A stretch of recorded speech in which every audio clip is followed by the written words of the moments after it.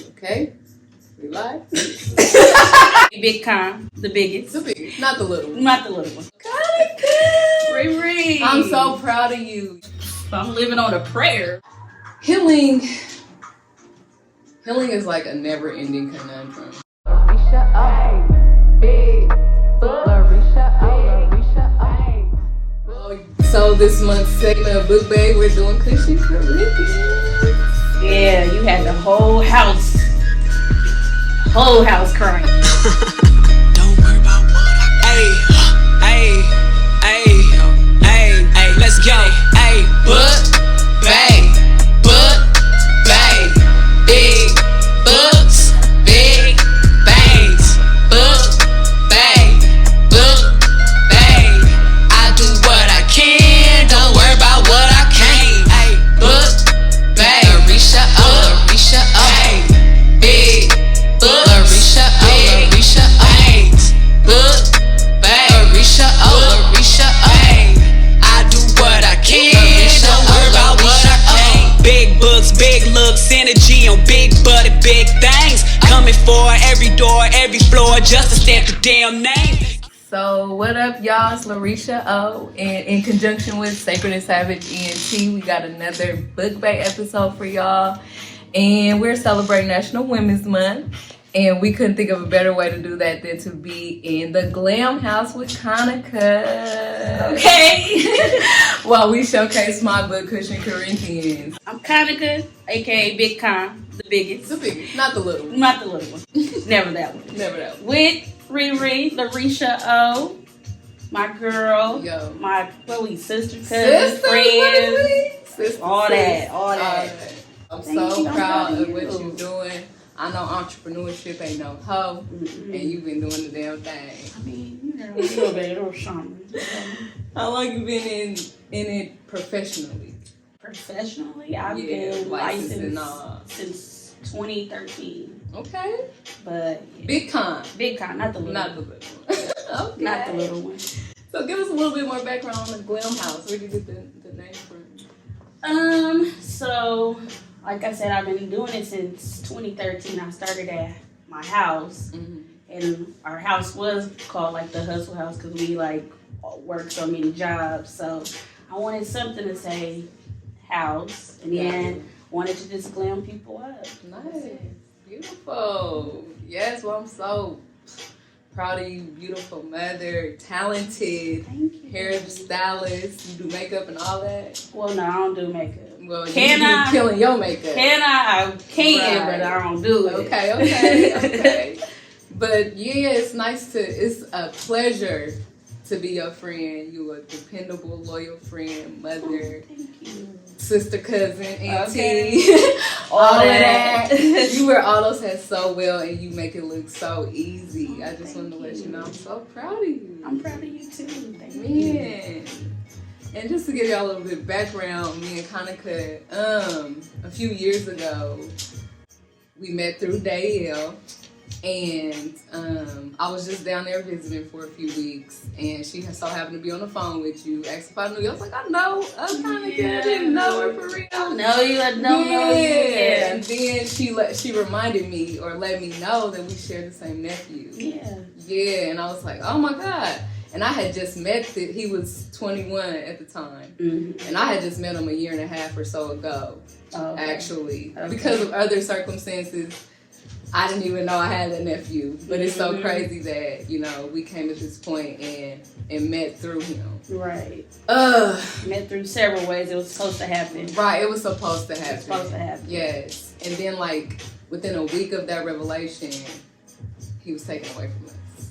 Tragically, from a gun violence, unfortunately, which was so crazy because we had just, it's like, oh my God, I love him. He's such a beautiful soul. You know what I'm saying? And I know today's Monday. And how you feeling right now about that? I'm feeling good. Yeah, because Martell,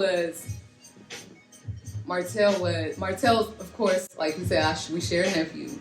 Martell's her sister's son, and it was my brother's son as well. Your sister's kids, it's kids. My sister's kids is my kids, and it's real ghetto. Yes, that's how it's real ghetto. They think I'm their mama. They think I'm their mama. Yeah, he would always come hang out. He would come on Mondays because he knew I was off, and he would just, just come hang out. He always walked in calm, and I'll be like, I don't wear no bra on Monday. Why didn't you tell me that you was coming? Yeah. He was like, ugh, it's so gross. I'm like, yeah. And he's like, where the Tito's at? Where a shot at? I'm like, you know where it's at. Then we would, he'd sit for hours, watch TV, wait for my son to get off of school. Then he'd be in his room fighting him, playing the game, taking pictures. Yeah. And that was just our little thing on Mondays and stuff. So it was like, that was my boy. Yes. Yes, and God rest his soul. God, we thank you for the time that we did have with him. It was truly blessed. And, man. So then we went to Orlando for that big old birthday bash. And we continued to bond on that merit of Martell. Yep. Like, we got lost walking around talking. I forgot about that. We sat and walked around this neighborhood we didn't even know nothing about for like an hour and some in the middle of the night. But it was cool. It was like, if we get kidnapped, it's the camera right there. I was like, look at these cameras. I was like, somebody's going to see us. Yeah, right. But it was such a blessing to be there with all those women without fighting, without arguing. It's amazing what God can do. I didn't know that was possible for 15 females to be in a house for days and like nobody like side-eyeing, nobody arguing, cat fights, nothing. Yes, and we had bunk beds. And they put us in the bunk bed. We got too drunk and we was all on the bottom bed together. I was like, listen, ain't nobody getting up. I was like, hey, I'm not getting up there. Right. I was like, hey, just push me onto the bed. Right. Push me onto the bed. That was fun. It was a celebration. We shot a video. Didn't know we were shooting a video. You didn't know we were shooting a video. Well, yeah. It was on the itinerary. Well, yeah, but I didn't know I was going to be in it. It was you in the video. Oh, baby girl. Baby girl. Don't lie. Check it out on YouTube. Nah, for real, that was a dope ass video. It turned out really good. We had Mo Vitra come through with the word. Which got us all together. Got us all right. Oh, so when we was in Orlando, that was actually when I learned of your book. And you got what was it, chapter like 4? Chapter 2 is what I read. Okay. Yeah, you had the whole house crying. That was good. I was like, I can't wait to hear about, read it. I can't wait to read it. Yeah, I can't wait till it's done so you can read it. It's almost there. I can't wait. How long do you think it's going to be?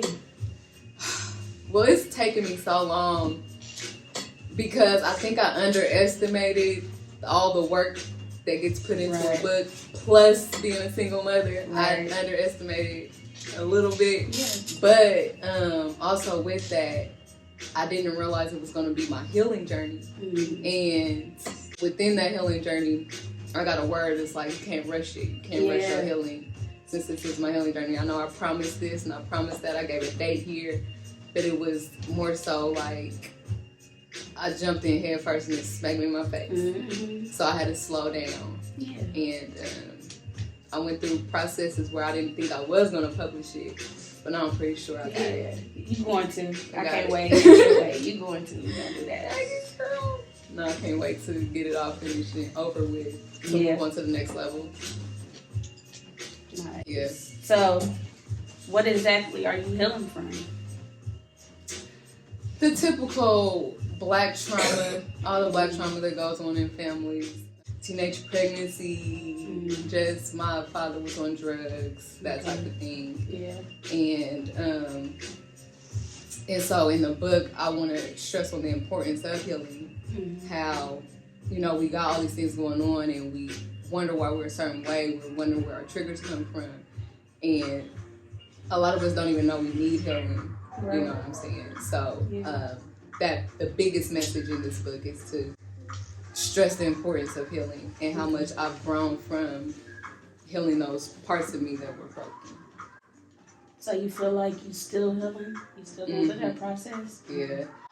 Healing is like a never-ending conundrum. True. It really is. It really is. Even with the editing process, I'm still learning things about myself. Yeah. It's like purging a lot of my old self, and with purging your own self, friends, you lose friends, you lose family members, groups of people entirely. Changes. Yeah, because when you change your life, as you elevate, you know, God puts other things in place to replace those things that you thought you needed. Right, line you up. Line you up. You got the good, the bad, the ugly. Yes. You find other people. Right, exactly. Yeah. So, a lot of that, in my book, I go into detail about chapter 3. I do go into detail about my brother and Martell and the situation. Okay. And then segue into how, you know, women have to be strong. Yeah. Because your sister went through that process while my brother went. They married now. Right. But she had to go through that process. They brought it back together. Him. And she was strong enough to have, you know, a sister like you by her side, you know what I'm saying? So, as well as, you know, past relationships. You know, we had to get into that. I've been married twice and divorced twice as well. Okay. But you just got to do what you got to do. And that was part of the healing process as well, was facing that fact. And then after 11 years being faced back with my abuser, my first husband, being faced with that, while I'm writing the book was a lot as well. Wow. So he came back into the picture as you was writing the book? Yeah, I had just finished the chapter about him, and he got out. And it was like, nobody knew he was getting out. It was a lot of bullshit. Wow. Yeah, he popped up on us like everybody's supposed to be happy. And it was a lot. It's like, no. Right. No. It was a lot. Wow.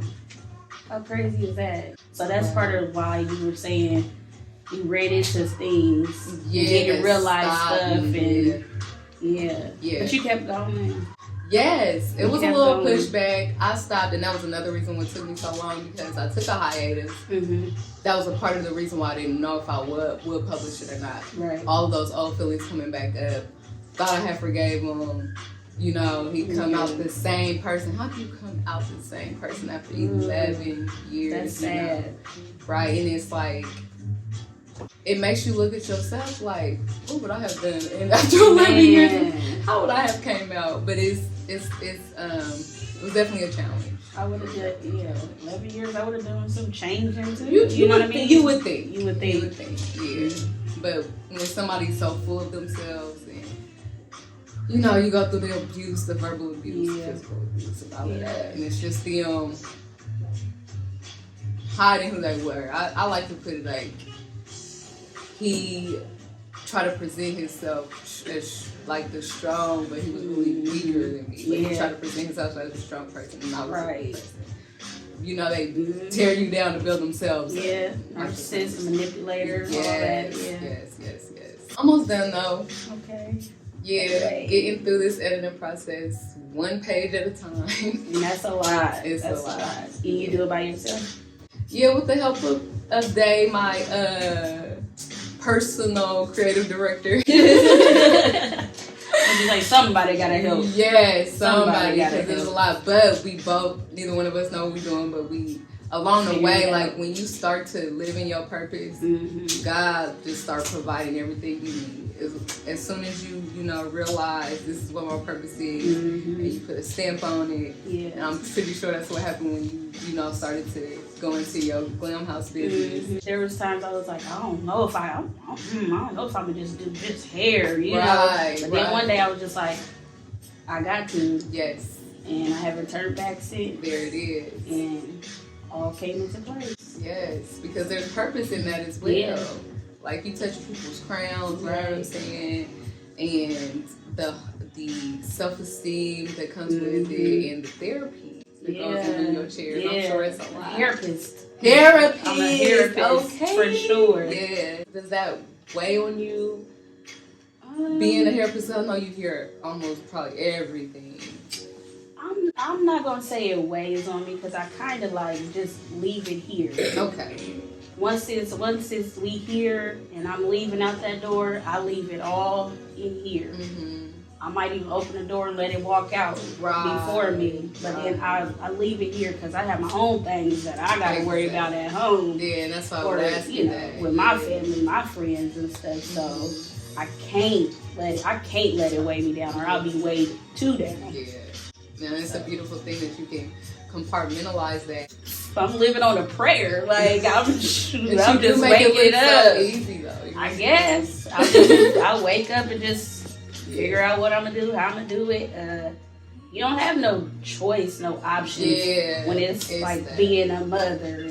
And, I gotta figure it out. I gotta do it. So I don't know. I just don't give myself any room to be like, I can't. Mm-hmm. It might not look pretty, right, all the time, but I do it. Yeah. So I don't know. I just gotta be like, cause I'll be the friend that I want my friends to be to me, and like that just means something to me. And so that's not work. Yeah. It's just me being me. Yeah. I'm a lover. I'm a giver. Yes, you are. So I'm gonna just do all that. And so mindful with it as well. You want to know people's favorite color. What's your favorite food? People be like, how you like to even walk, girl. Let me get that straight right. So yeah. Wait. So is there a meaning behind your name?